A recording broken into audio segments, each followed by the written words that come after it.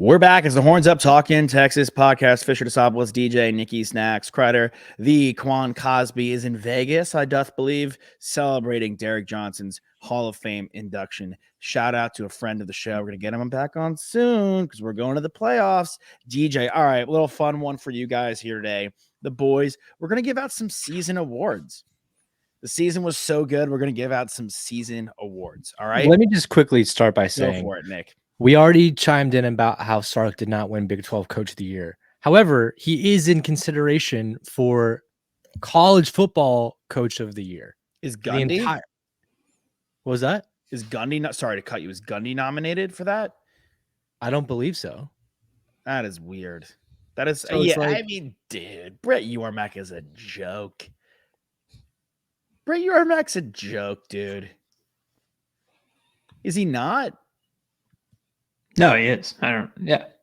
Yeah. Sorry, I don't know. You guys looking like I'm crazy. Like he's a joke. That's what it is. I mean, I feel like we covered it on the last show. We know how we feel about Brett Yormark. It's the same as how the Longhorn Nation feels about him. Like, what are you saying, Nick? Yes. Just saying, like, if the fact that Sark wins Coach of the Year for the entire college football season of all the conferences, didn't win Big 12 Coach of the Year, just a straight up joke of how it was handled all season long. And, petty little Yormark in Big 12. Yes. Well, I have a question about it though. When does the voting finalize? So if we make it all the way through, we make it to the national championship, the college football final, is the voting finalized after that result? Because if so, I think you're getting new information about Sark, right? I'd imagine that the awards go out before the college football playoff, kind of like the Heisman does. Yeah. But even still, you got new information. The fact that he took a team that's never been to the college football semifinal and he finally got there. Not only that, but he won the Big 12 championship, which on their last year out too, with a gigantic target on their back. I think it's a regular season award, but who else are you going to give it to? You could give it to the head coach in Washington, Kalen DeBoer, but like that's a good option. You could give it to Norvell. I mean, at the end of the day, they're undefeated and they had two backups play. Yeah, it's kind of like it's like a consolation prize. Like, thanks for playing. Like, here's fifth place. Yeah, you could. But I think Sark is as worthy as anybody, especially more worthy. Mike Gundy, Big 12 Coach of the Year. All right, let's go to our personal awards. Let me pull it up right here. I accidentally X'd on out of it. Here's what we got. Okay, regular season awards, and obviously with the Big 12 championship in play as well. Our MVP, our offensive player of the year, our defensive player of the year, our biggest surprise of the year, and unfortunately, our biggest letdown of the year. We're going to have everybody in the fold on this one. Toss, we'll start with you. Who was your MVP from the Texas football team 2023 season? Yeah, this is difficult because there's so many talented players on our roster and so many of them were crucial to the success for the team this year. I'm going to go with what I thought was our consistent strong horse throughout the season, which was our defense. And I'm going to give it to our defensive tackle. I'm going to give it to Sweat. I think without him, this season doesn't happen. And I think it all starts at the line, we often say in football. And I think he's the guy that Longhorn Nation was saying deserved to be in New York. And whether college football fans believe that or not, he was the guy that made us go. And I know offense is so important, right? And especially in the last 2 weeks for us against Texas Tech and against Oklahoma State, we really showed out and we finally got to where we wanted this offense to be. But consistently, PK and the defense, and specifically the defensive line fronted by Sweat. Yeah, it's just he has to be the pick for me. Nick? I'm going to do a cop-out answer, and I'm going to just give us the entire defensive line by committee. Because at the end of the day, we highlight it all the time. I mean, Byron Murphy's consistently in the top PFF rankings for getting ratings each week. Same with Sweat. Baron Sorrell was instrumental this season into getting pressure on the quarterback. Doesn't have the sack numbers to go with it, but he was in the guy's face all year long. Ethan Burke, coming out of nowhere. I mean, not out of nowhere, but still putting up, as a young cat on this defensive line and being the top ranked rush defense in the Big 12 and, a top 5 rush defense in the nation. That's credited to the big boys up front. And so I got to give it to them as a collective unit. And I'll give an individual award to one of those guys when we get to defensive player. Yeah, I mean, sorry, you gonna go? No, I was just gonna say, our third down defense was incredible this year, and a lot of that has to do with our defensive line doing the hard and tough work on first and second down, especially stopping the run, and putting pressure on opposing quarterbacks. Nick, did you mention Baron Sorrell? He just should be mentioned as well alongside our other defensive lineman, because I think he's kind of one of the unsung heroes on that defensive line. A ton of pressure always, and it's really good at beating guys around the edge. Mm-hmm. Yeah, I mean, we had a lot of Hill, Burke, Sorrell, like you're saying, Collins, Finkley, like a lot of guys are really good. Even Trill Carter had a sack this year. Like there's a lot of strong play on the defensive side of the football. I'm gonna zag. I'm gonna go. It's kind of obscure, but I'll tell you why. I'm gonna go AD Mitchell. I think he played every game. There were games where he wasn't like perfect, but there were games where he really balled out. And I don't think it's a coincidence that he's going for a three-peat. Like, I think he really brought some of that championship pedigree with him from Georgia after winning back-to-back national championships. And he brought that to the wide receiver room. He brought that to the offense. He's so consistent. He's played himself into the first round. It looks like an absolute great move to come to the Texas Longhorns. And he's just been such a revelation, such a joy. He's got 10 touchdowns on the year, which is fantastic, averaging over 15 yards per reception, over 800 yards receiving, with, Quinn missing time, Malik Murphy in. That obviously hurts his numbers as well, if you really think about it. But yeah, he was probably start to finish, with Jonathan Brooks getting injured, my most consistent offensive player. So I'm going to go with AD Mitchell as my MVP. Offensive player of the year, I will go with Jonathan Brooks. I know, because when push comes to shove, pound for pound, game to game, yes, he does get hurt, but before he gets hurt, he's our best player on offense, and he's in the Doak Walker Award mix. Like, it could have been him, not Ollie Gordon from Oklahoma State. Yeah, I'm right there with you. I mean, I'm guessing it's going to be a collective 3 yeses. You're going to Hollywood here, but no, all right. I mean, JB's been your guy since last JB. year.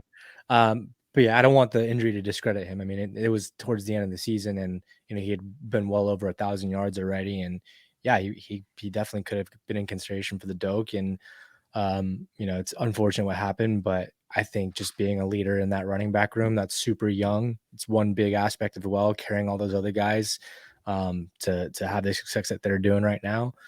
And I think he did things this season that we wanted Bijan to do, and that is no discredit to Bijan, but it was just a play call, right? Getting him involved more in the pass and letting him kind of do more with his space that he's getting created for himself. But yeah, it was an awesome season for JB, and look, getting healthy is a big step here in the right direction, and then maybe you're returning for another season and kind of getting your draft stock back and seeing some more of them.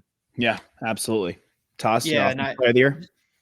I'm going to zag, and I'm going to go with your guy, Josh, that you gave as MVP, who I had. If I were to say my second MVP for our Texas Longhorns, it would be behind Sweat, Adonai Mitchell. I completely agree with everything you said.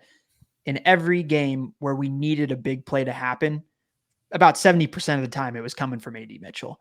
And like you said, he was available throughout the entire season. I mean, you look at how many different talented ball players we have on the offensive side, and a lot of them got hurt, or a lot of them, X disappeared in the first half of the season at certain moments. Jatavian got banged up. Quinn obviously missed 2 games. Brooks, of course, that's a tragic injury, but he missed the last 3 games of the season. So, and even Baxter got banged up. Whittington had games where he wasn't, he was kind of nowhere to be found. The other games where he was absolutely crucial. AD Mitchell was a stalwart. He was consistent throughout. He made some huge plays this year. And I completely agree with you. I think it has to do a lot with, the coaching that he received from Kirby Smart, the pedigree of that Georgia program. If you go look at 2021, the regular season, Georgia's playing teams, and you look at who's leading their team in receiving, you'll see a guy 2 years ago that was leading their team in receiving any given day, whether it was Bowers or him or McConkey. Like, he was one of their core pieces. And so the fact that the Texas Longhorns brought him in and there was seamless transition, like there was not a step lost. I can't even believe that was the case. So he's my my OPOY for the Texas Longhorns this year. And I'm excited to see which receiver steps up. But obviously, X was knocking on the door. JB was knocking on the door. Quinn, to me, was knocking on the door for that award as well. Nice. All right, go to toss defensive player of the year. Yeah, I mean, I'm gonna have to zag because I picked Sweat with the MVP, so I'll give this award to someone else, which makes it challenging because I think he was absolutely our best player on defense this year. Nick, you mentioned Murphy earlier. I'm gonna say Ford. I'm gonna say Jalen Ford. I just think he was all over the place in a lot of games, especially in the first half of the season. He was really active. He capitalized on potential interception plays, and he didn't just turn them into pass breakups. But there's a lot of guys that contributed. Honestly, third pick in the category might even be Michael Taft, because what that kid did as a walk-on and then becoming the level of contributor that he was on our team is incredibly impressive. Yeah, it's great. It's really, really great, Nick. I'll stick with the obvious and I'll just say Sweat. I mean, at the end of the day, every time he's on the field, he creates havoc and he really makes that team a lot better. When I played there, he reminds me a lot of a guy that was in our locker room. Wasn't as successful as the team, obviously, wasn't anywhere near to the level of what they are now. But Malcolm Brown, big Malcolm Brown, who got taken the first round by the Patriots. I remember him just being the vocal leader in our locker room, who was always, trying to give up pump up speeches and bring the energy. And, everyone knew he was going to go in the first to early second round. And I think he just tried to make everyone around him better. And I'm seeing that a lot in T'Vondre Sweat. I mean, I think a lot of guys look to his leadership, and, I think he's super proud to rep the burnt orange, and he's a very fun player to watch with just the energy he brings to the game, not only playing, but just kind of the personality that he brings as well, with the jewelry and, the swag and, the Heisman celebration that he had last week when he scored his touchdown that Quinn delivered to him perfectly. So I'll give that to him. And, I'm really excited to see what he does in the start of his NFL career. Nice. I mean, probably a beauty of all three of us being different people. Like I have T'Vondre, it's the given, but for different reasons, like in different, outside of the swagger and outside what he's bringing into the locker room and stuff like that. And I want to use the examples of like the on the field stuff. And, we discussed before the show, we discussed with Joe DeLeon, him being more of a 2-down lineman, right? A guy that's not really utilized in the pass defense. He had 2 sacks this year, pretty good in college. He was third on the team in passes defended. As a D lineman, it's great. That shows serious athleticism, and that's really important from the defensive line position. He was the number 1 rated on PFF interior defensive lineman. Byron Murphy was number 2. He was the tops in run defense, and he was 9th in pass defense from the interior lineman, 5th in Power 5. Byron Murphy was number 1 in the pass defense from an interior lineman. But he was top, 6 in the Power 5 in both. I mean, yes, he was. There was a kind of a pipe dream that he was going to go to New York, but this guy was the best defensive player on a defense that was top 5 in every category. You broke it down into the run defense, number 1 in third down and number 1 in red zone. Like he was such a massive piece to us staving off some of these teams, particularly the Kansas State game. Like he was really so prominent in that game. And that's one of the reasons why we're here today talking about our team so proudly in the college football playoff. All right. Biggest surprise, Nick, you start us off. Biggest surprise this season, positively. Yeah, positively. I mean, Toss, you already mentioned it. Michael Taft. Anytime a walk-on comes on the team, has multiple interceptions in a season, I think did he have a pick 6 this season? I mean, he brought like a lot of just great leadership, I think, and kind of just that Longhorn spirit. When you have a guy who walks on to the university who probably could have played D2, D3 somewhere. He chose to go to UT because he wants to get an education there. Probably grew up a fan of the team, local kid, and ends up earning his scholarship and balls out. It's not like he's this athletic specimen. I mean, he's 6 foot, listed at 189, and that's maybe on a good day. So I've got to give him to the most surprising player. And I had mentioned Dylan Haynes in the past, but I mean, this guy, Dylan Haynes, is nowhere near what Michael Taft is, because we've heard great things about what Quan says about Michael each and every day he's in that locker room. And I really think these players really gravitate towards him. Nice. Toss. Yeah, this guy is a little bit of a late breaking out, not a star for us, but just a glimpse of what he could be in the future. And for me, the most promising thing going forward here is not the guy that will be our starting running back or our second string running back next year, but our third string, Jaden Blue, and the opportunity that he was given and how he capitalized on that in the last 3 games of the season. I didn't know what to expect, right? And that's some of the other guys. Like I would say probably the best example of this would have been Anthony Hill, but I expected Anthony Hill to be a really solid player. Did he meet the hype and exceed the hype for me? Yes. Is that something that we're used to as Texas fans in the last 7 years, a true freshman coming in and making the impact that Anthony Hill did? No. So should he really be the winner of this award? Yes. But I'm excited to see what Jaden Blue can do for our team going forward, and his speed when he gets into open space is really something. And Keelan will be gone next year, but whatever capacity we use Keelan in the offense this year, I think Blue will slot into that, and even more so, right? And so we have this kind of three-headed hydra going into next year. JB gets back, and we've got CB, and then we've got the other JB. Yeah. So I was really, really impressed with him. I mean, he ended up the season with 4 touchdowns and almost 400 yards on the ground as a third string running back. It's really impressive. Yeah, I mean, good call for you right there. You teased one of our freshmen on defense. I'm going to go actually with another freshman. It's my biggest pleasant surprise. I've talked about him so many times in the show, but what Malik Muhammad came in and did as a freshman was absolutely fantastic. I think we kind of, like you're saying, almost expected it in some ways from Anthony Hill Jr. But Malik Muhammad, we had Ryan Watts, we had Gavin Holmes, who's done a nice job, and he's come in from Wake Forest as a big transfer recruit. And then we had Terrence Brooks, and we have other corners in the team, we have other safeties in the team. We have Bear and we have Thompson, we have Catalan, not to, tease another question we got coming up. But Taff, you were talking about, and Derek Williams, we have so many good defensive backs for a freshman to come in here and be an absolute standout at the cornerback spot, who's going to be so vital to us winning this game against the Washington Huskies. He was such a pleasant surprise for me this season. Can't keep him off the field. You can't. Yeah, he's been great. He's our 5th highest rated defensive player. Not surprised. So what's this number? Sorry, he's number 2 in coverage behind Jaron Thompson. I'm glad you're mentioning Jared Thompson, because in defensive player, I almost mentioned him. He's to me has been our best corner through and through this entire year.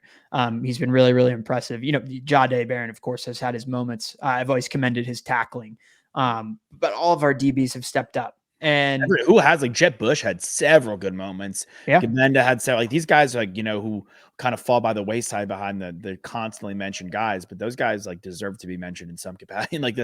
We had an all-star team this year. But what were you going to ask? I was just going to say the next one is the most disappointing. Yeah, your most disappointing player. I know it's a bit negative, but look, we have to call it how it is. We cover the team, and there are guys that sometimes just disappoint. So, most disappointing player from the season. Yeah, I mean, this one's kind of obvious. It's a bit of a safe answer, I would say, because it's not necessarily picking someone out for their play, but the fact that they got hurt and I didn't get to see them play an entire season. So my most disappointing thing was that Jonathan Brooks got injured. And that was my most disappointing player, because I wanted to see him go all the way to the college football playoff. I wanted to see him win the Doak Walker Award. I wanted to see him be heralded as the best running back in the Big 12, as opposed to Ollie Gordon, who had a fantastic season. But I believe that Jonathan Brooks is the best running back in this conference. And to not have him for those last 3 games, to not see where his statistics would have been, how he would have gotten the recognition as Texas in the final few weeks of the season got really, really recognized, and people were tuning into what we were doing on the field, paying attention to us outside of us, Longhorn Nation, who is always in the know on the Burn Orange team. But it's just Jonathan Brooks, man, that it's a massive disappointment. And I'm bummed for him that he didn't get to finish out the season. Yeah. Nikolai, I know you didn't love this selection just by you want to keep it positive, but one disappointment from the season. I mean, I don't ever like bashing players. I mean, sure. I'll say 2 things. So one, I'll give a disappointment. I feel like the secondary hasn't played their best season yet. And I feel like they need to take a massive step to really, compete with these SEC teams and to be taken super seriously. I mean, yes, we're in the college football playoff. We'll see how it pans out for us. But, there is a chance that Washington throws on our secondary a lot and, blitz up a lot of yards. It's a high chance. Pretty good chance. And that just comes with age. I mean, obviously Terrence Brooks and Malik, they're both freshmen, potentially getting a big recruit in Kobe Black whenever he decides to announce. I feel like that's been dragging on, but I mean, for all accounts, it looks like he's coming here. But yeah, I think it's just a lack of experience, honestly. But I have to highlight one player, and look, at the end of the day, Everyone played ball. They're in the college football playoff, and I think it's a team sport, and everyone's done their job. But one of your most experienced offensive linemen on the roster, one of the upperclassmen, Christian Jones, most penalized offensive lineman on the team. And I just look, at the end of the day, you got to clean up the penalties. Backing it up 5 yards, backing it up 10 yards, it shoots you in the foot. And if you want to be a champion level contender, and maybe I expect that out of a freshman, but not out of a junior, not out of someone who's played there before, who's been in this spot. So you got to clean up the penalties. And that's really the only thing I'll say. Yeah, he's a talented guy too. So he is. But as I'm saying, that's the knock. And that's not, look, I'm sure he'll knock himself on that, Yeah, absolutely. I mean, again, by and large, our offensive line had a pretty great season, especially Banks, who's going to be a first-round pick probably next year. But it's a good call out for Christian Jones to hopefully clean that up in the future. Catalan's kind of the cop-out because, we thought that he would be pretty, dope, and he really disappointed us this season. He's leaving again, and won't be with us for the college football playoff. It's a little harsh for me to say this, but I have to say Malik Murphy. In the sense that, yes, he filled in, he got his wins, and he did what he was supposed to do as far as moving the ship along and moving the narrative along. I really wish he came in there and thought and took the bull by the horns, and took the bull by the Longhorn by the horns, and was, a guy that we were like, okay, Quinn, you can go, or you don't need to come back. We have Malik next year. Now I'm sitting here a little in the back of my mind, and this is best case scenario almost. All right, Quinn balls out. He kills Washington. He outballs out Penix. He goes and does the same thing versus whoever you play in Michigan versus Alabama. If you get past Washington, both those defenses have pros, and are very highly regarded. If he balls out against both, Washington and the winner of Michigan versus Alabama, he'll go to the NFL draft. And I don't necessarily feel confident heading to our first season in SEC football with Malik Murphy and Arch Manning. We just haven't seen enough of these guys for me to be gung-ho, we're in it, we're going to dominate. It's going to be a great first season in the SEC. I wish Malik Murphy gave me some more reassurance in his 2 starts that he had with the Texas Longhorn. Yeah, and look, there were flashes, but also there were some flashes of a very inexperienced player that made you want to throw the clipboard on the ground and send him packing. At the end of the day, there were some pretty bad throws that he made and some good ones to go with it. So I think there was a lot of unrealistic expectations, and I'm guilty of it as well. I think a lot of people thought that he'd be more of a mobile quarterback, that he'd be able to run the ball more, just the way he's built. I think that people wanted to see him use his legs, but at the end of the day, he's a pocket passer, and if you're a pocket passer, you got to make accurate throws, and there were some really bad ones in there. But I'll chalk that up to jitters at the end of the day, first 2 starts, in the thick of a conference championship race, in the thick of a college football playoff race where every single game is super meaningful and you cannot drop it. And here's what I'll say. At the end of the day, 2 W's in the win column for him. So went 2-0 as a starter. Yeah. I mean, look, this was probably best case scenario, hardest category for us to pick players. Sure. Yeah. So those are our awards. I mean, amazing season by these guys. They absolutely, fucking crushed it. On the recruiting side, obviously there's a lot of people entering the transfer portal. So, we'll keep you updated when we hear stuff, but it's pretty exciting to be in the mix for a lot of top recruits that, technically are rated 1, 2, 3 at their position. I mean, Juice Wells out of South Carolina, from what I'm hearing, it's between us and Tennessee, and he's the top rated wide receiver in the transfer portal. Of course, you got Walter Nolan coming over from Texas A&M that I'm sure every team in the nation is going to be in on him, but he's a guy that's been rumored to potentially come to us or Tennessee or OU or Bama. So we'll see how it all unfolds. But, as we've seen this season, transfers play a big part in the success of our team. I mean, Josh, your MVP, Toss, your offensive player of the year, transfer guy. And I think when you bring someone in from a different culture that's hungry to maybe get to a different level than haven't been able to accomplish before at their previous program, or in a sense, a guy that has achieved, like Adonai Mitchell, 2 championships and wants to bring that to a new team, it's valuable either way you look at it. Yeah, or cut his teeth and get his own now that he's given to the team and getting the 2 titles. Yeah, really, really well said. All right, we'll see you guys next time with Q. We'll be back Enjoy the weekend, everybody. Guess what? We're in the college football playoff. How can it be bad? Fisher DeSopoulos, DJ, and Nikki Snacks, Kreider, horns up, talking to Texas. We'll see you guys. Hook 'em. We out. We love you. Give me the McConaughey horns.